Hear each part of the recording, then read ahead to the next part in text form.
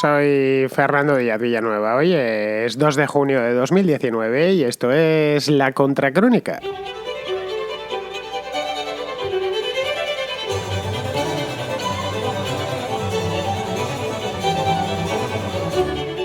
Bienvenidos a La Contrarréplica un domingo más, el programa del oyente, el programa en el que los oyentes toman el micrófono de sus teléfonos y se hacen dueños de este programa, del que también lo son durante el resto de la semana, porque como bien sabéis, el último bloque de La Contracrónica, de lunes a jueves, porque los viernes hay contrahistoria, corresponde también a los oyentes y ellos llaman, mandan sus preguntas, sus reflexiones, discuten, algunas veces entre ellos, discuten de buena manera, siempre por supuesto, y lo hacen todo a través de un número de WhatsApp al que envían una nota de voz, una o varias. Muchas veces me enviáis tandas de notas de voz, lo cual está muy bien porque las voy dosificando.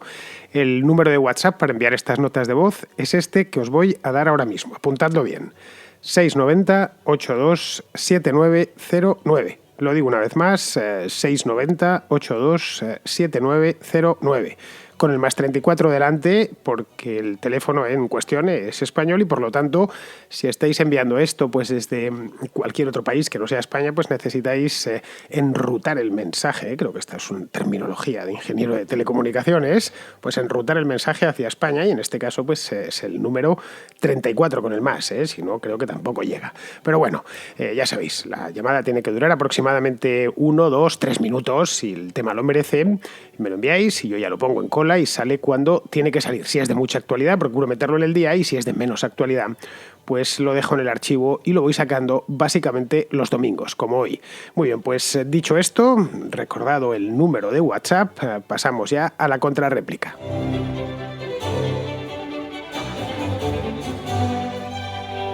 Empezamos el programa de hoy con Javier, que tiene una pregunta sobre el independentismo en Cataluña y el País Vasco y su relación con el carlismo. Buenas, Fernando. Como siempre, quiero felicitarte por tu excelente programa.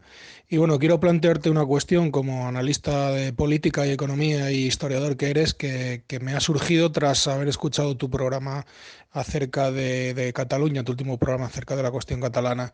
Querría saber, en tu opinión, qué implicación tiene las ideas carlistas que tanto en Cataluña como en el País Vasco pueden haber persistido en los partidos nacionalistas y ahora independentistas. Es decir, esa animadversión a todo lo que representa el Estado viene heredada del carlismo, de esas zonas de influencia del carlismo, tanto en Cataluña como en el País Vasco. Si es así, ¿qué semejanzas hay con el periodo de las guerras carlistas? ¿Estamos ante un carlismo del siglo XXI, una lucha contra el poder del Estado central que no tiene una razón política más allá de cuestiones emocionales?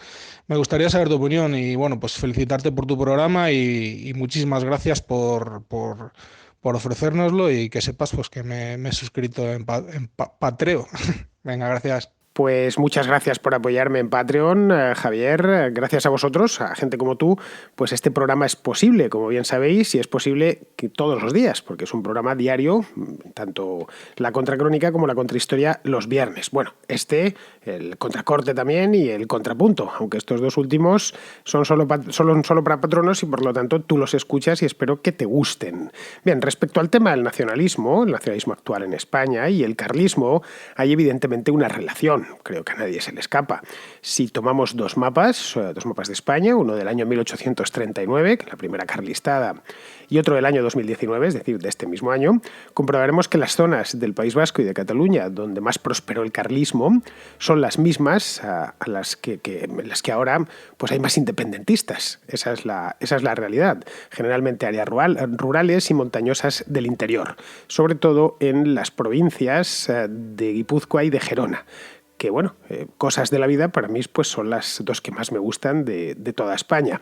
Bien, el carlismo, como supongo que ya sabrás, abogaba por una sociedad inspirada en el antiguo régimen, ya sabes, Dios y leyes viejas. Ojo, este es el lema del Partido Nacionalista Vasco, por cierto.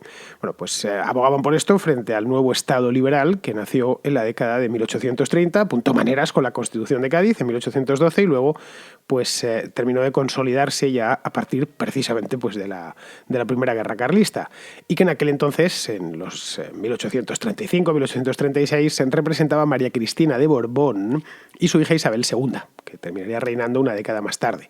Bueno, por eso esa es la razón por la cual en la Primera Guerra Carlista al ejército liberal les llamaban los cristinos, lo decían de una manera un tanto despectivas. Bien, podrás pensar, bien, los carlistas eran partidarios del antiguo régimen, de Dios y leyes viejas, pero eran españolistas, mucho además, aunque su idea de España era algo distinta, bueno, bastante distinta a la de los liberales de la época. Aquí habría que preguntarse, por lo tanto, ¿cuándo se produce esta transformación? Es decir, cuando estos carlistas van dejando de serlo y van convirtiéndose poco a poco, bueno, no ellos, pero sí sus hijos y sus nietos, en nacionalistas y luego posteriormente en independentistas. Pues no fue una cosa de la noche a la mañana, rara vez en la historia estas cosas pasan de la noche a la mañana, fue algo paulatino que empezó pues al final de las guerras carlistas, ya después de la tercera, en torno al año 1880-1890, es decir, las postrimerías del siglo XIX. En esa época, tanto en el País Vasco como en Cataluña, en esas zonas rurales empiezan a ser nacionalistas, pero primero de una manera muy tímida. Lo fueron por contagio. ¿Por qué? Pues porque el nacionalismo nace en las capitales, el nacionalismo vasco, el nacionalismo catalán y también el nacionalismo gallego.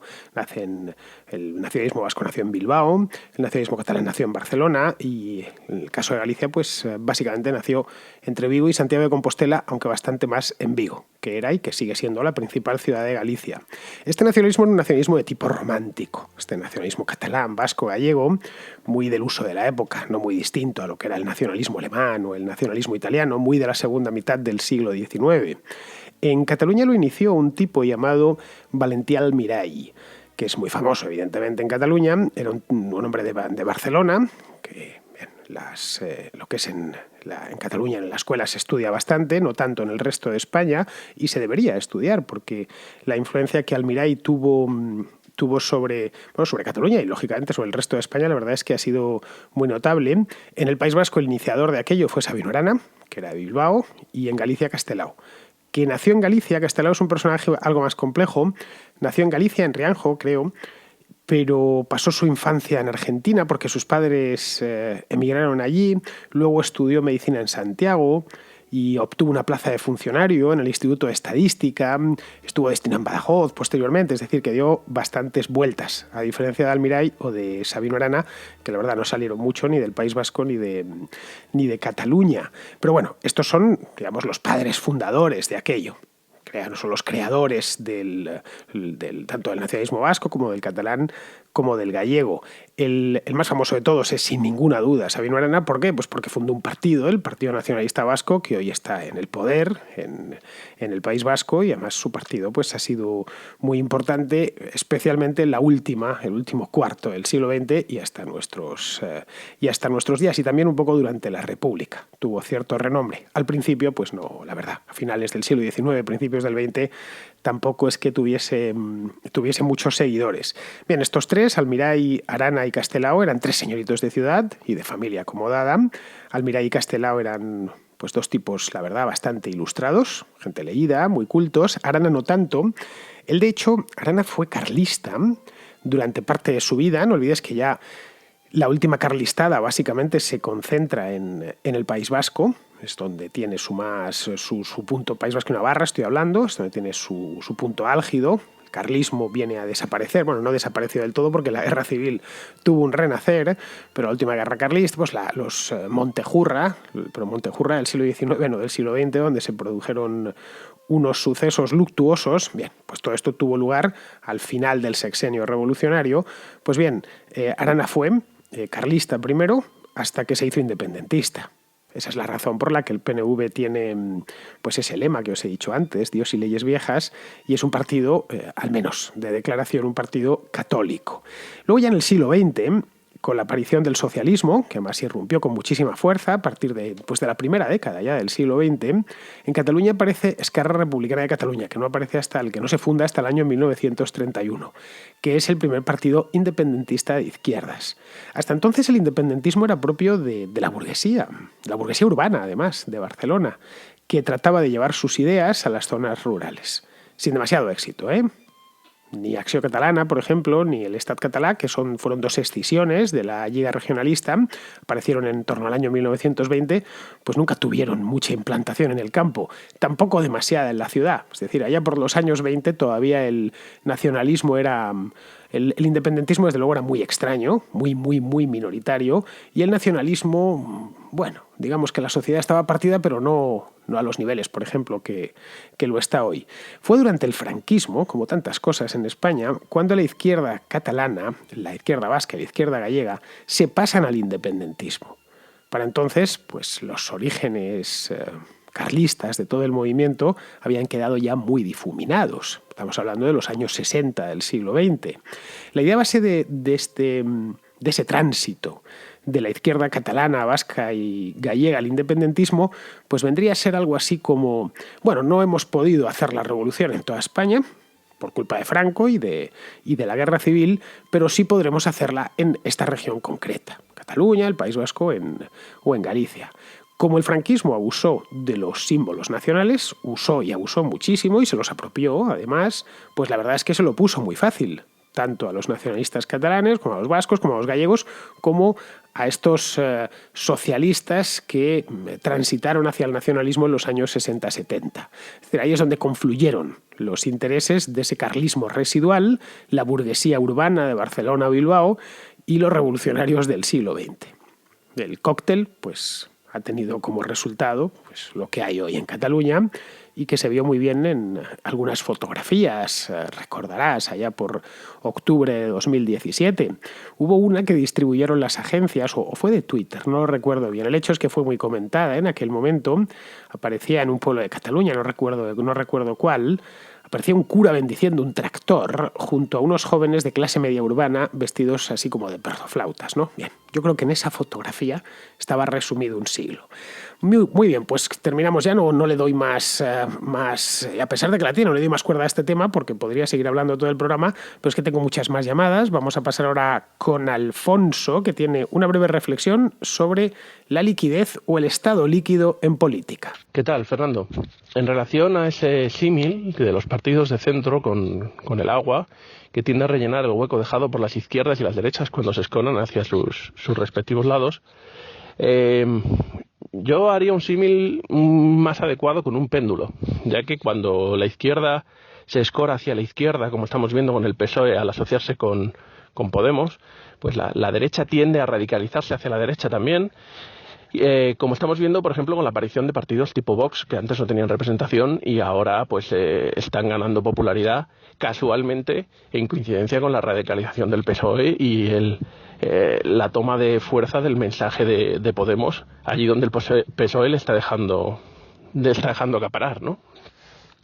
Yo lo veo en mi entorno, que conozco gente que dejó de votar al PP para votar a Ciudadanos porque les parecía que tenía una postura más moderada, más de centro, efectivamente, y ahora se están planteando incluso votar a Vox, precisamente porque están viendo que es la única opción de oposición contra estas izquierdas que lo están abarcando todo con radicalidad, ¿no? Por eso el símil con el péndulo, que yo creo que además es bueno porque justo el péndulo deja en el centro un hueco que es justo lo que más necesitamos llenar, en lugar de irnos tanto a los extremos. Bueno, Alfonso, en España desde hace 4 o 5 años el eje del debate, como bien sabes, se ha corrido muchísimo, a la izquierda, lo cual es normal teniendo en cuenta que en este último lustro, es decir, desde 2014, más un lustro exacto, pues este último lustro ha venido marcado por un partido de extrema izquierda como Podemos. En algún momento esto se tenía que equilibrar, era inevitable. Y a eso mismo creo yo que responde el fenómeno Vox, que ha puesto sobre la mesa pues debates que hace 2 años, 2 años, no me voy mucho más lejos, eran simplemente impensables. Es decir, lo mismo, más o menos, que hizo Podemos en el año 2014 cuando puso sobre la mesa ciertos debates importantes para la izquierda, como por ejemplo, pues la renta básica. Al PSOE nunca se le había ocurrido hablar de algo así, aunque hubiese gente dentro del PSOE que lo tuviese claro y quisiese implantarla, pues llegó Podemos con esto y lo empezó a defender, o lo de hacer el repudio de la deuda, recordad el Podemos original, ¿no? Ahora mismo la situación es muy distinta a la que había en 2014, tenemos 5 partidos de ámbito nacional y el espectro, por lo tanto, queda muy parcelado. Y es perfectamente normal que cada uno haya ido a ocupar su espacio. Ciudadanos entendió pues que él tenía el suyo y que tenían que ocuparlo, que a ellos les tocaba el extremo centro, llamémoslo. Y de ahí nace que les, pues eso, sus dudas de que les llamen veletas, etc. Las parcelas pues quedarían Ciudadanos en el extremo centro, a su derecha el PP, a su izquierda el PSOE, y después en los dos extremos Podemos y Vox, más o menos se lo están repartiendo así. Ahora, el caso de Ciudadanos pues no les quedaba más remedio. Podían haber intentado buscar otro hueco, pero no lo tenían, simplemente. Es decir, de lo que tratan ahora, ya veremos si con éxito o sin éxito, es de defender bien su espacio.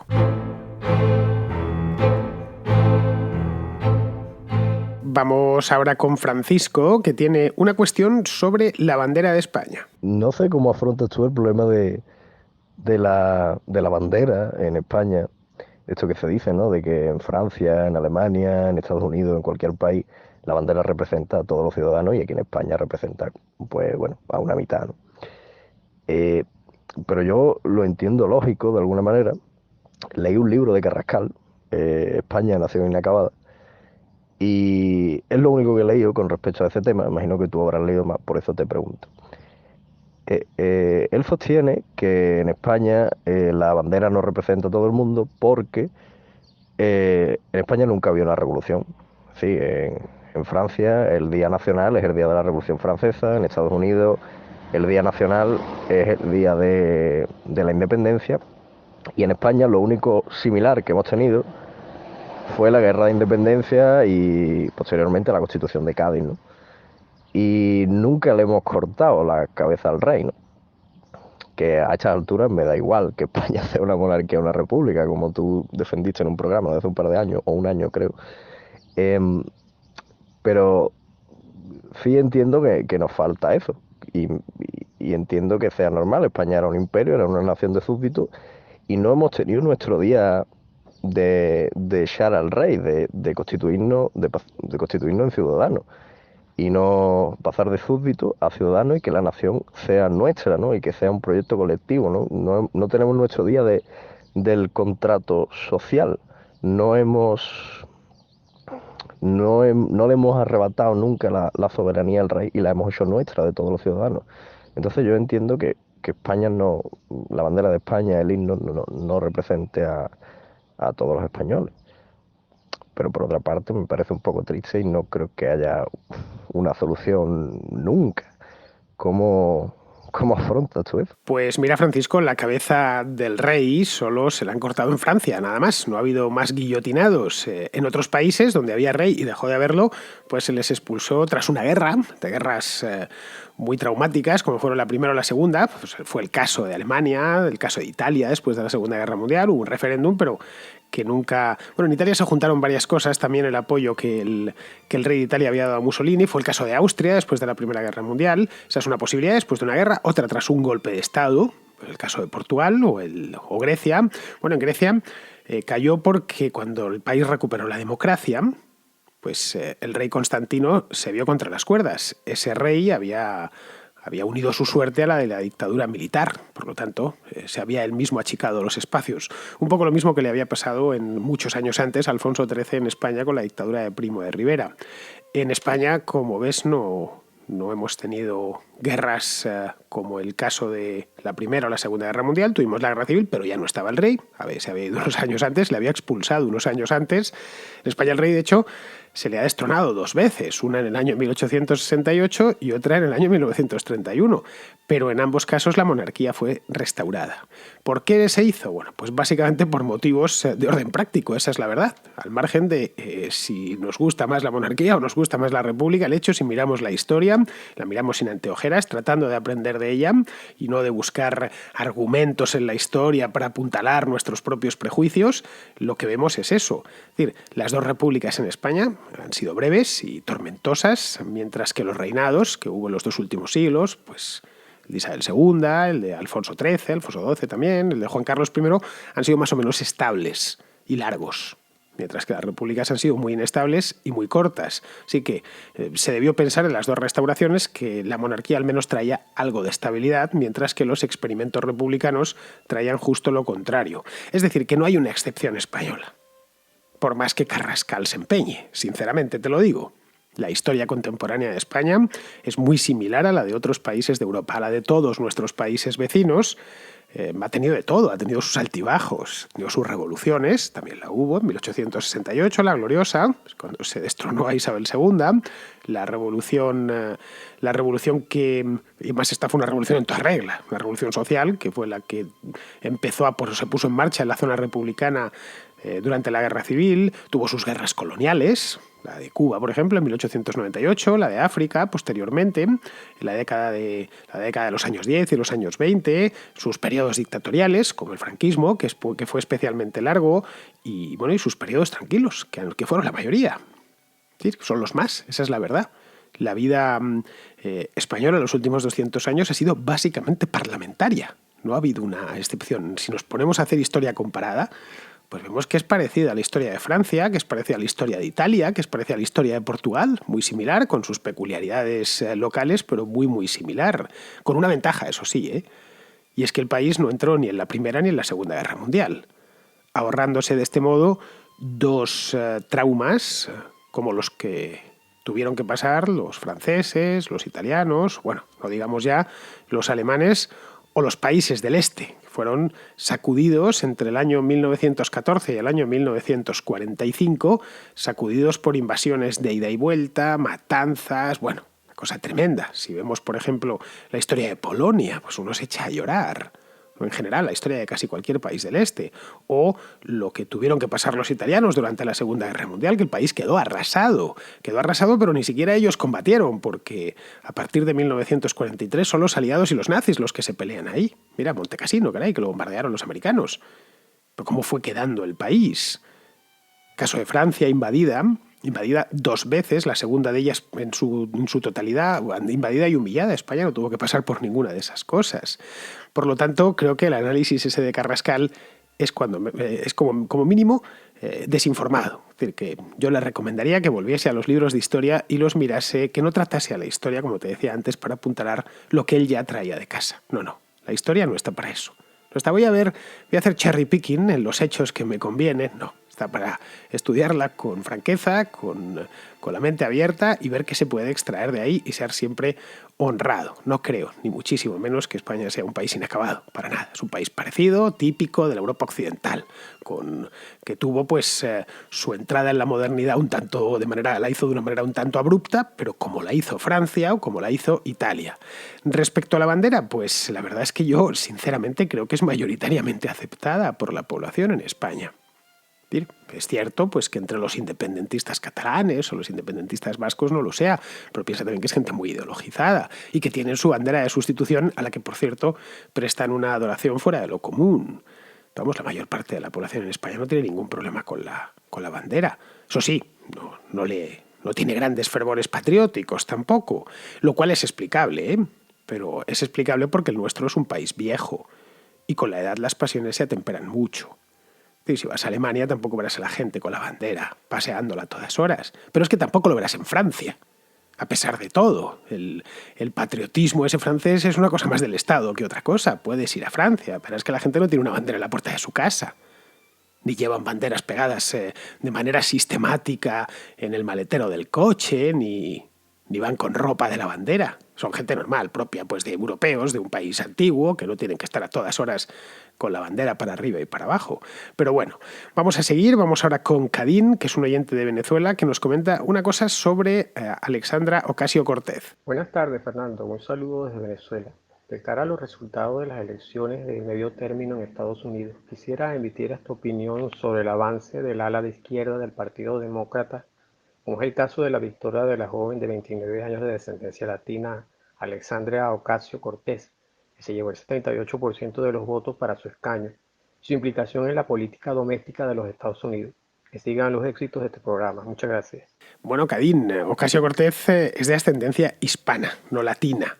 Y digo que es hispana porque sus padres son de Puerto Rico. Creo que su padre ya nació en Estados Unidos, pero su madre es puertorriqueña 100%. Es decir, que no es de la antigua región del Latium, es decir, en Italia, más conocida ahora como el Lacio. Esos son los latinos. Nosotros somos hispanos. Igual que podemos decir que los franceses son los galos. Bien, correcto. Nosotros somos hispanos. Hablamos una lengua de origen, efectivamente, una lengua romance, de origen que viene del latín, pero si los hijos de puertorriqueños son latinos, los rumanos también son latinos, y los italianos, y los retorrománicos en Suiza. Así que, bien, abandonemos esa palabra, pero además extirpémosla de nuestro vocabulario y apliquemos lo de latino a lo que significa. Nosotros, entre tanto, tanto tú, como yo mismo, como Alexandria Ocasio-Cortez, somos hispanos y, por cierto, a mucha honra. Bien, a Ocasio-Cortez ya le dediqué hace un tiempo, hace unos meses, le dediqué un programa porque empezó a llamarme la atención esta mujer. Sacó el escaño de representante en las elecciones de medio término el pasado mes de noviembre y me pareció bastante curiosa. También le hice un programa a Beto O'Rourke, que es otro de los demócratas que están sacando la cabeza, de los de la nueva hornada. Bueno, vine a decir en aquel entonces que es algo así como la versión joven de Bernie Sanders y que viene a cubrir un espacio electoral dentro del Partido Demócrata, que es el correspondiente a los jóvenes de ciudad con la vida más o menos resuelta que conforman el ala izquierda del partido. Esto ya existía, no se lo ha inventado Alexandria, ese es su nombre, Alexandria como la ciudad, Ocasio-Cortez. Ya estaba ahí, simplemente lo que ha aparecido es para ese sector del Partido Demócrata que siempre existió, lo que ha aparecido es una líder muy mediática, muy activa, especialmente en las redes sociales, y que le gusta un micrófono y una cámara más que a un tonto, un pito. Entonces, la tenemos mañana, tarde y noche en las pantallas y saliendo en todos los lados.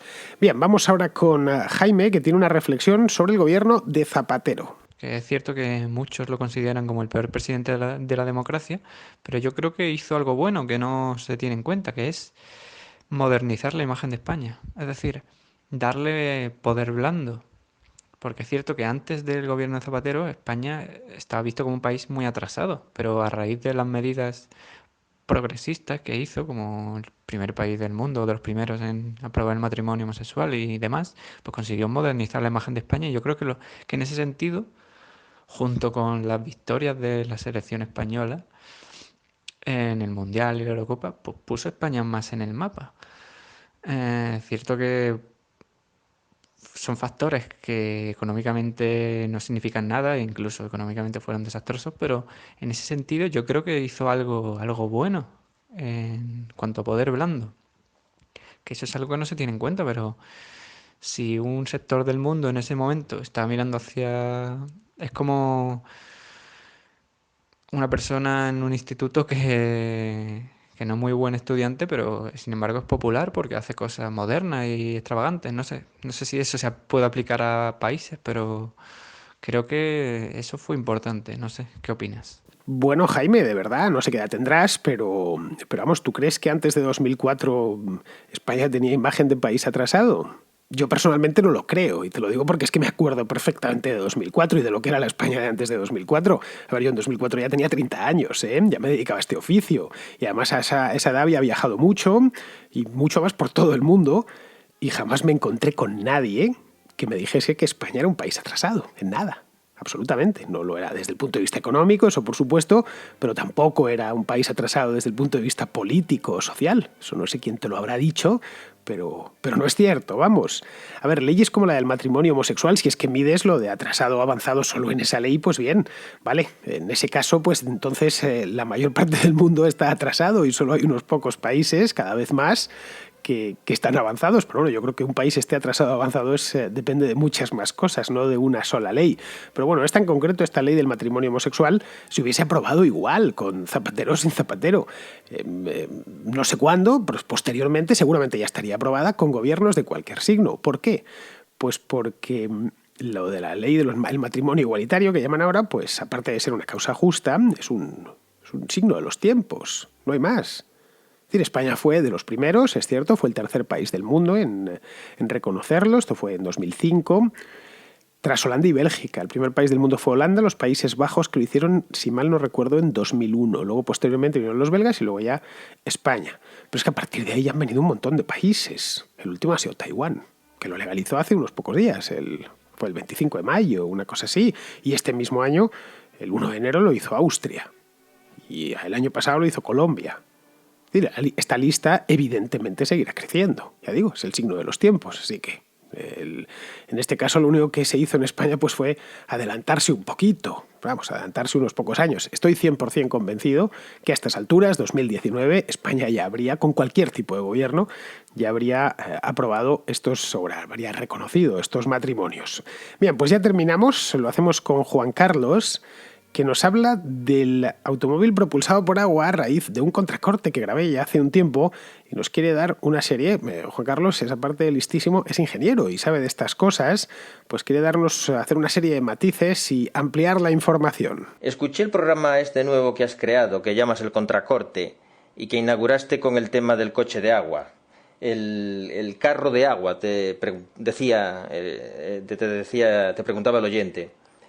Y dejando aparte el tema científico, el tema técnico, su viabilidad y cuestiones de estas, hay una cosa que a mí siempre me ha llamado poderosísimamente la atención sobre las noticias de este tipo conspiranoicas, y es la forma en que las presentan. En este caso dicen el coche de agua. Observemos la expresión, el coche de agua, coche o carro. Vamos a ver. Imaginémonos que cualquiera de nosotros descubriera un sistema para extraer una supuesta energía del agua. ¿Qué haría en primer lugar? Un coche. Yo creo que en la vida. Sí, en primer lugar, la noticia no sería el coche, sería el descubrimiento de poder extraer esa energía del agua. Lo segundo que vendría es poder desarrollar algún prototipo de máquina para extraer esa energía.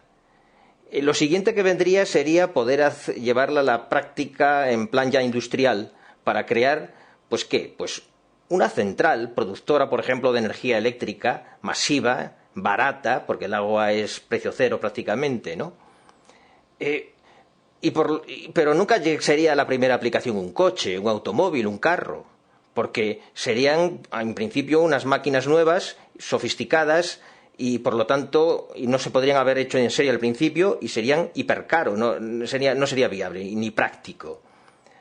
Pasado el tiempo, sí, podrían hacerse máquinas cada vez más pequeñas y en serie, y finalmente llegarían al gran público en forma de automóviles con motor de esta nueva tecnología. Pero jamás de los jamases, su primera aplicación sería el automóvil.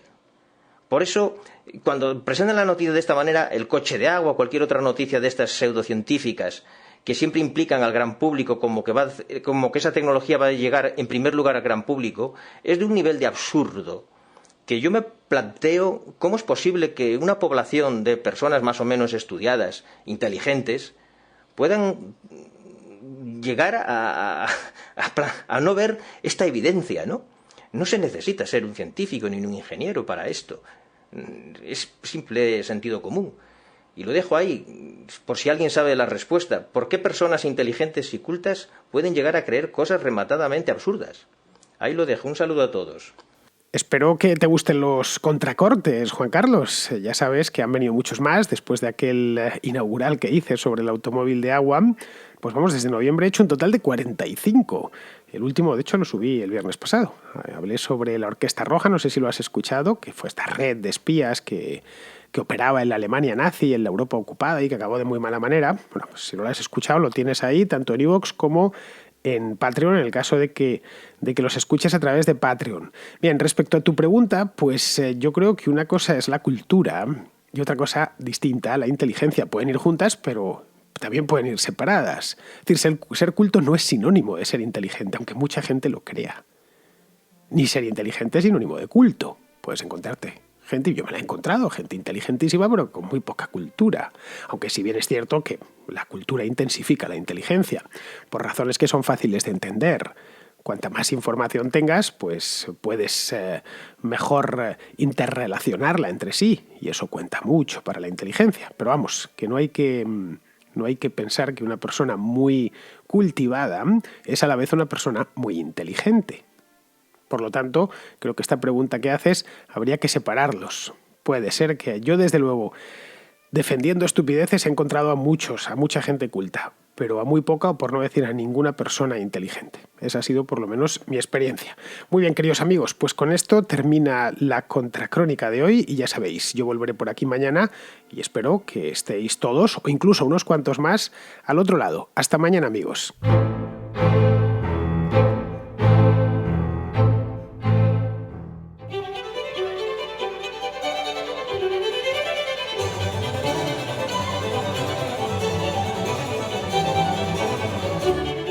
La Contracrónica y la Contrahistoria son 2 programas de radio independiente que existen gracias a sus oyentes. Si te gustan, puedes patrocinarlos. Lo puedes hacer de 2 maneras, a través de patreon.com/Díaz Villanueva o instalando la aplicación de iVoox en tu teléfono y pulsando la tecla Apoyar.